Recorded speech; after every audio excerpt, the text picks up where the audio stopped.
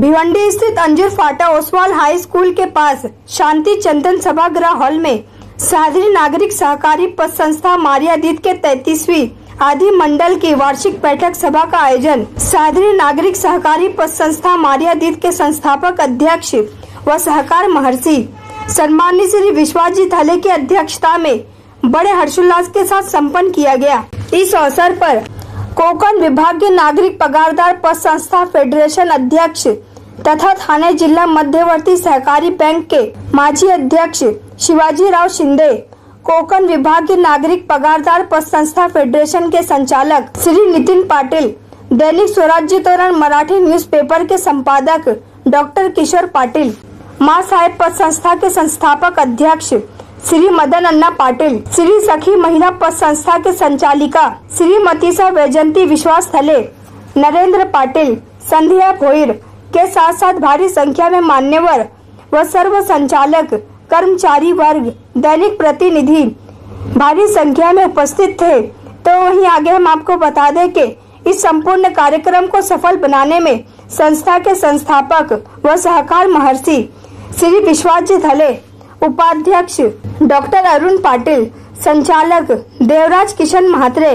Doctor Pramod Maruti Patil, Sudam नामा भोईर, स्नेहा सुरेश कार्यकर, सुरेखा सोनबा जाधव, चक्रधारी मगन पाटिल, मोहन लक्ष्मण गायकवाड़, मुख्य कार्यकारी अधिकारी एडवोकेट संजय यशवंत पाटिल, शाखा अधिकारी शिवाजी नगर के अनीता चंद्रकांत ताटे, शाखा अधिकारी पड़गा के दिलीप काशीनाथ पाटिल, शाखा अधिकारी मानकोली के मेननाथ कृष्णा भोईर, शाखा अधिकारी टेमघर के संगीता किशोर पाटिल, शाखा अधिकारी सावध के अनंता जयतू पाटिल, शाखा अधिकारी खड़ौली के संजय रमेश पाटिल, शाखा अधिकारी अंबाड़ी के विजय गोपीनाथ पाटिल तथा सर्व कर्मचारी व दैनिक प्रतिनिधियों का विशेष योगदान रहा।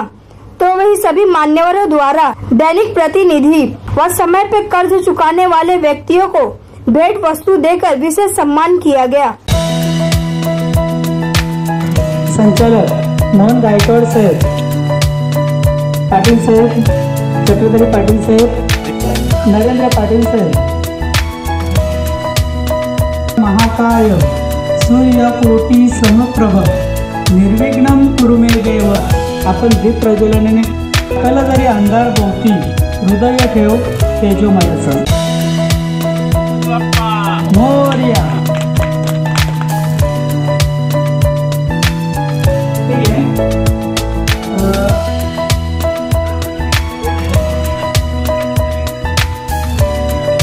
नागरिक पगारदार पतसंस्था फेडरेशनचा एक्झिक्युटिव्ह ऑफिसर आणि अध्यक्ष जेणेकरून आपल्या भिवंडी पतसंस्थेचे काय करतात, परंतु आपल्या वतीने ते देखील फेडरेशन बँकेचे ठाणे जिल्ह्यातले व्यवस्थापक म्हणून काम करतात।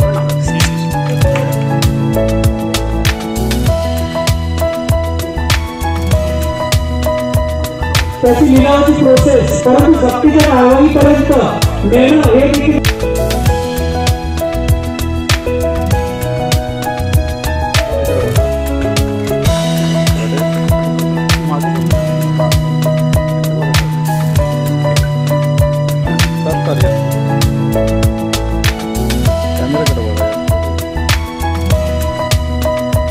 अपेक्षा करतो आणि सह्याद्री पतसंस्थेच्या वतीने त्यांचा एकत्रित सन्मान करतो आणि दानची इच्छा शक्ती काय सत्कार करायचा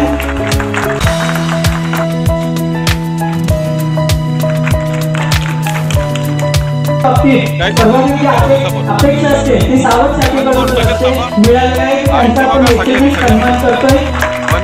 यापुढे देखील शाखा म्हणजे आजचा दिवस हा अतिशय महत्वाचा असा आहे आणि तो सुवर्ण संधी साधून आपण वार्षिक साधारण सभा ठेवली आहे, त्याबद्दल प्रथम संचालक मंडळाचे आभार मानतो। आजचा दिवस आंतरराष्ट्रीय मैत्री दिन आहे, त्यामुळे सर्व मित्रांना पहिल्यांदा नमस्कार। संस्थेचे अध्यक्ष आणि माझे सहकारी मित्र विश्वास थले, संस्थेचे उपाध्यक्ष अरुण पाटील, संचालक मंडळातील सर्व संचालक संचालिका व्यासपीठावरील सर्व सन्माननीय व्यक्ती, सर्व सभासद आणि मित्रांनो, खरं म्हणजे आज तुमची वार्षिक साधारण सभा असल्यामुळे आज या सभेत बोलण्याचा अधिकार फक्त सभासदांना असतो.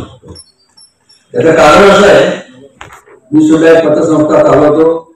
आज या कोकण विभागीय पतसंस्थाचे फेडरेशन आहे, त्या फेडरेशनचा अध्यक्ष म्हणून काम करतो. 364 दिवस आम्ही काम करत असतो आणि 365वा हा दिवस तुमचा असतो. त्यामुळं या सभेमध्ये मगाशी खळे साहेब मला बोलले की अनेक लोकांना आम्ही कर्ज दिले, काही लोकांना डिपॉझिट दिलेले आहे, डिपॉझिट ठेवून घेतलेले आहे, त्यांना काही वेळ प्रसंगानुसार त्यांना जी कर्ज उभारणी करून दिलेली आहे ते तरी निदान किंवा लोक या सभेला हजर राहायला पाहिजे अशी त्यांची अपेक्षा आहे. आणि उपस्थिती कमी दिसली की संचालक मंडळाला असं वाटतं की बाबा आज उपस्थिती कमी आहे. म्हणून खरे साहेब मी तुम्हाला सांगू इच्छितो, याचा अर्थ मी उलटा घेतलेला आहे. ज्या वेळेला सभासदांची उपस्थिती कमी असते, हा माझ्या परीने घेतलेला मी अर्थ आहे बरं का, की तुम्ही जो काही वर्षभर कारभार केला त्या कारभारावर किंवा तुम्ही जे ताळेबंद पत्रक ठेवलं, हिशोब पत्रक ठेवलं, त्याच्यावर आमचा पूर्ण विश्वास आहे आणि आम्हाला सभेला हजर राहायची आवश्यकता नाही असा मी घेतलेला त्याचा अर्थ. तर सरकारी मित्रांनो, सरकाराबद्दल थोडं बोलावंसं वाटतं काही ठिकाणी जाऊन, कारण काय आजकाल सरकार थोडा बदनाम होत चाललेला आहे. परंतु माणसाच्या आयुष्यामध्ये जर त्याच्या जीवनाची आयुष्याची प्रगती करायची असेल तर सरकाराशिवाय तरुणाई राहणार नाही, हा माझा सिद्धांत आहे. आता सरकार म्हणजे काय नेमकं? सरकाराचा जन्म कुठे झाला, सरकाराची व्याप्ती काय, याचा सर्वसाधारणपणे सरकारामध्ये काम करणाऱ्या कार्यकर्त्यांनी अभ्यास केला पाहिजे असं माझं स्वतःचं मत आहे. की ज्या वेळेला प्रचंड प्रमाणात दुसऱ्या महायुद्धामध्ये प्रत्येक गोष्टीची समाजाच्या तळागाळातल्या माणसाला उणीव वाटू लागली, त्यावेळेला दुसऱ्या महायुद्धाच्या काळामध्ये पाव मिळणं सुद्धा कठीण झालं होतं. अशा परिस्थितीमध्ये इंग्लंडमध्ये 1902 साली सहकाराचा जन्म झाला. त्याचा जनक सहकाराचा नाव इंग्लंडमधला रॉबर्ट यांनी या सहकाराची स्थापना केली. 1902 ला सहकाराचा जन्म इंग्लंडमध्ये झाला. या सहकाराच्या ज्या ठिकाणी परिषद होता, सर्व आंतरराष्ट्रीय परिषद जिनेव्हा या ठिकाणी त्याची परिषद होत असते दरवर्षी. 1910 नंतर हा सहकार वाढत चालला आणि 1912 ला सहकार हा हिंदू सहकार कायदा बँकेत गेल्यानंतर तुम्हाला तुमचं उत्पन्न, तुमचं साक्षीदार, जामीनदार, एक संस्था पण घेतात, पण पतसंस्था थोड्या प्रमाणात म्हणतो त्या ठिकाणी गेला होता, नियम लावतात. पण ह्या ज्याची पत नाही अशाची पत निर्माण करण्याचं काम ह्या संस्था करत असतात. त्यामुळे अतिशय आज जर देशाचे सगळे आर्थिक उलाढाल जर पाहिली तर जवळजवळ 30 ते 40% उलाढाल ही सर्वसाधारणपणे या सहकारातून निर्माण होते असा अहवाल थोड्या दिवसात आपल्याला बघायला मिळेल. तो अहवाल मला प्राप्त होता, मी पण आपल्याला सर्व संस्थांना पाठवण्याची व्यवस्था करेल. तर अशा तऱ्हेचा हा सहकाराची दिंडी जी आहे ती आपल्याला पुढे न्यायची आहे. सहकार वाढवलं पाहिजे. फक्त दुर्दैव एकच आहे माझं, या सहकारात काम करणारी मंडळी आजकाल मी बघतो की माझ्यासारखी सगळे असतात, ज्यांच्या डोक्यावर केस नाही अशीच मंडळी असतात. हे आमचं दुर्दैव आहे. तरुणांनी सहकारात आलं पाहिजे आणि जो आजकाल जो डिजिटलचा जमाना चाललेला आहे त्याच्यात भाग, कारण मी सांगतो शेवटी सहकाराशिवाय या देशाला तरुण पाहिजे, तुम्हाला आणि आम्हाला सुद्धा नाही. त्यामुळे सरकार जाऊया एवढीच या ठिकाणी विनंती करतो. थांबतो. जय हिंद, जय महाराष्ट्र, जय सरकार. तर जेव्हा आपले भांडवल उभं राहणार नाही जर ठेवीदारांकडून, तर आपण कर्ज वितरण करू शकत नाही. त्यामुळे हे दोन्ही घटक अतिशय महत्वाचे आहेत. आणि या ठिकाणी एक महत्वाचा घटक की कर्जदार,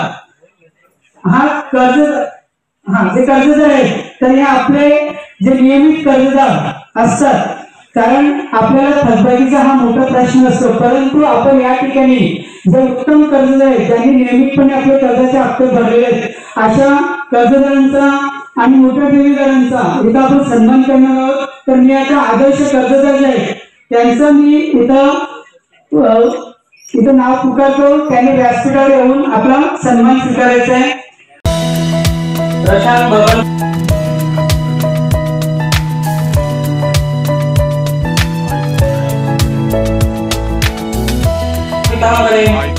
श्री साईनाथ आत्माराम पाटील, चंद्रकांत मागे, श्री संतोष कृष्णा पाटील, श्री परीक्षित जयराम पाटील.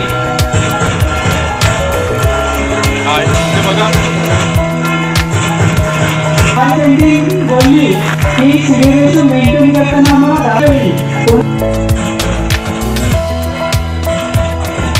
त्यानंतर अर्जुन पाटील टाकलेले उत्तम ठेवीदार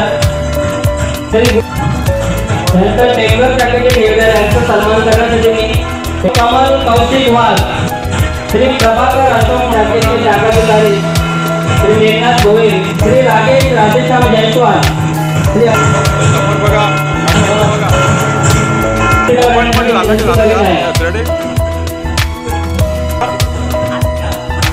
मध्ये बघा.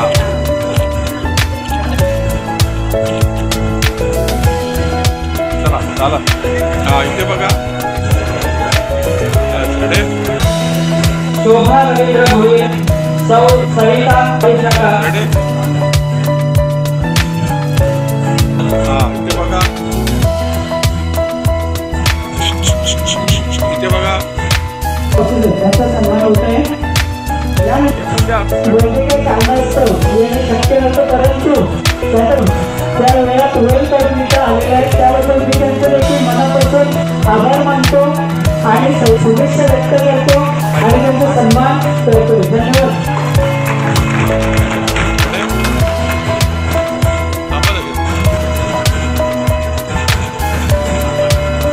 प्रत्येक आपले ध्येय धोरणे हे सभासद आहेत त्यांनी देखील व्यासपीठावर यायचंय,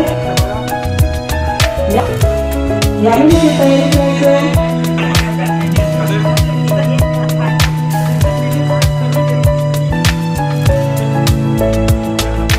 शाहराम अंकुश जाधव 1,98 लाख रुपये.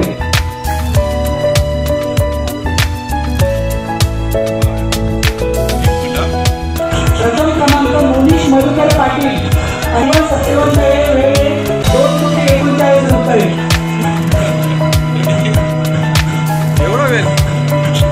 महेश 70 रुपये. त्यानंतर जीवन 2,91 लाख रुपये. असं कनेक्ट सावध आणि यांचं विशेष होते की सह्याद्री पतसंस्थेचे मागील आर्थिक वर्षामध्ये 80 लाख रुपये. त्यानंतर शामरुख काळोखाने 1-2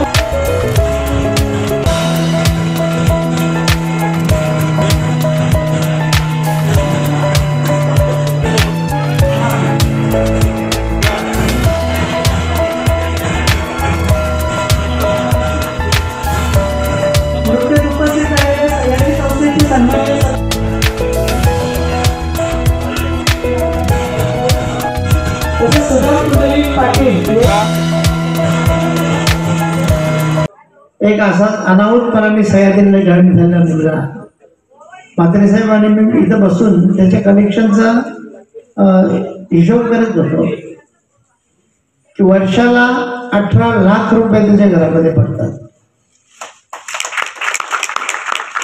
हे सगळं का शक्य झालं तर सगळं आपण एकत्र आलो म्हणून. आणि सह्याद्रीच्या सगळ्याच लोकांना ज्या कुठंच सुविधा मिळत नाही त्या सगळ्या सुविधा आपण देण्याचा प्रयत्न करतोय.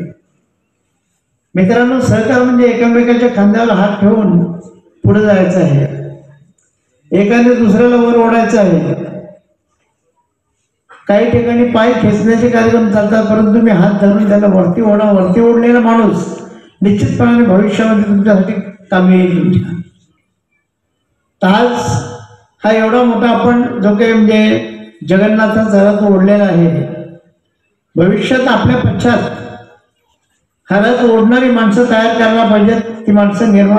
आणि म्हणून या सगळ्यामध्ये एकमेकावरचा विश्वास ही फार मोठी गोष्ट आहे. आपल्या सोबत आपल्या बरोबर अनेक पतसंस्था निर्माण झाल्या, परंतु तिथे म्हणजे कर्तृत्ववान माणसाला काहीतरी मिळालं पाहिजे, त्याला पुढे नेता आला पाहिजे, त्याची आपण सोबत केली पाहिजे, ते संगत केली पाहिजे. असं काही ठिकाणी घडलं नाही.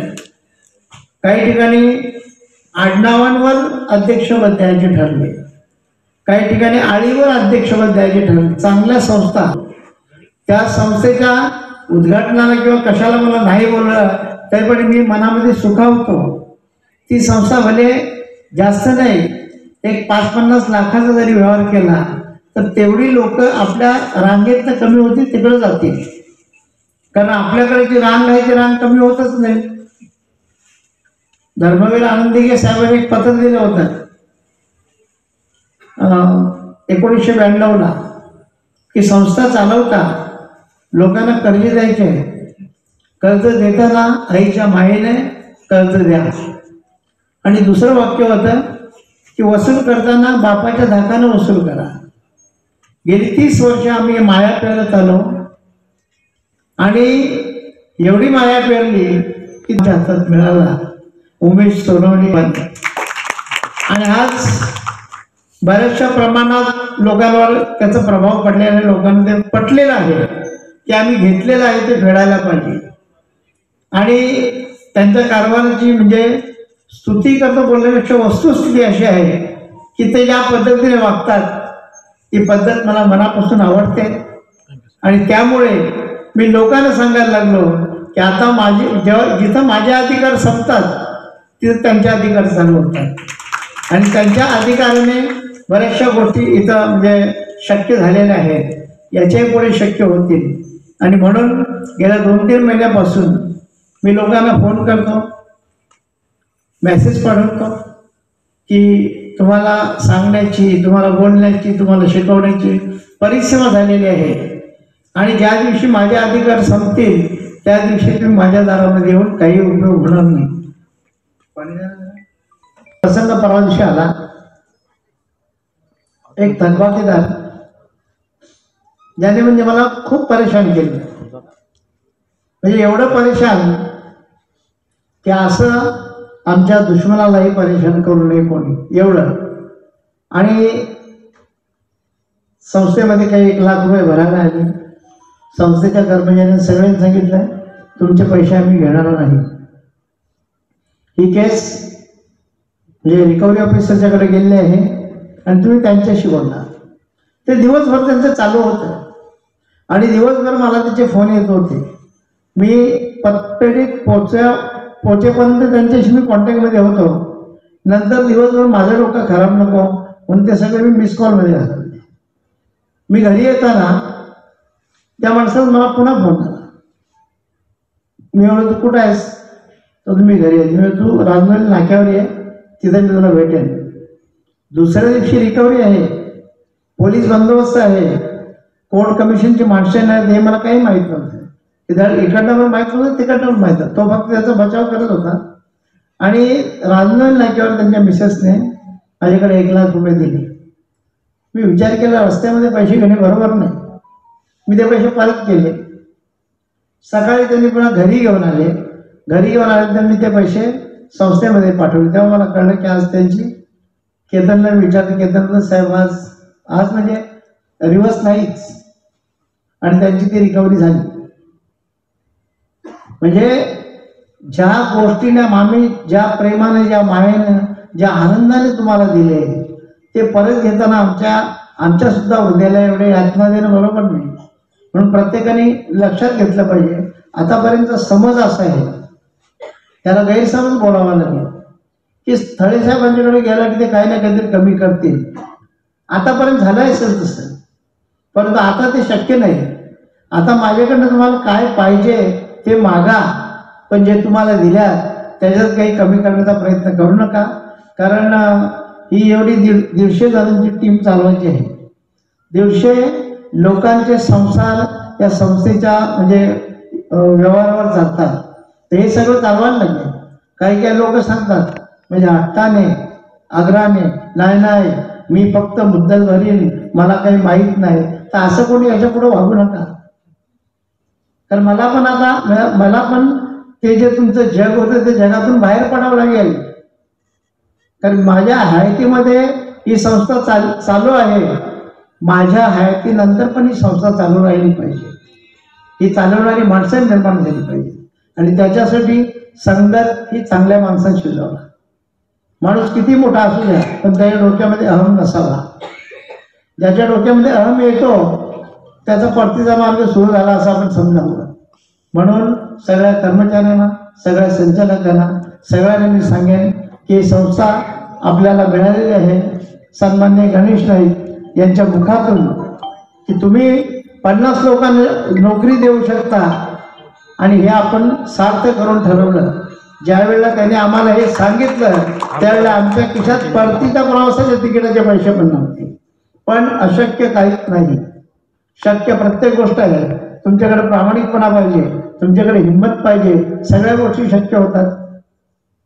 मराठी शाळेमध्ये, आश्रम शाळेमध्ये शिकलेली पोरं सुद्धा मोठ्या मोठ्या हुद्द्यावर जातात आणि मग त्यांनी केलेलं परिश्रम हेच त्याचं फल असते.